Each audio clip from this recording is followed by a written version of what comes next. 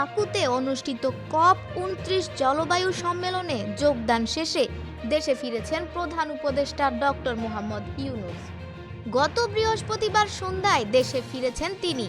ফিরেই বিমানবন্দরে প্রবাসী যাত্রী ও তাদের স্বজনদের জন্য ওয়েটিং লাউঞ্জের উদ্বোধন করেন।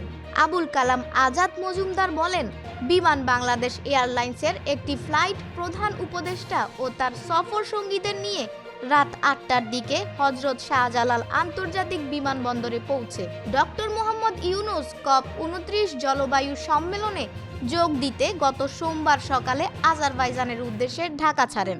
দেশে ফিরে ওয়েটিং লাউঞ্জের উদ্বোধন করে ডক্টর ইউনূস বলেন, আজারবাইজানে যাওয়ার পথে প্রবাসীদের জন্য বিমানবন্দরে একটি লাউঞ্জ উদ্বোধন করে গিয়েছিলাম। লাউঞ্জটা প্রবাসীদের জন্য ডেডিকেটেড, যাতে তাদের পথে পথে ঘুরতে না হয়। বিদেশ যাওয়া ও ফেরার সময় যেন তারা একটি আরামে ব্যবহার করতে পারে।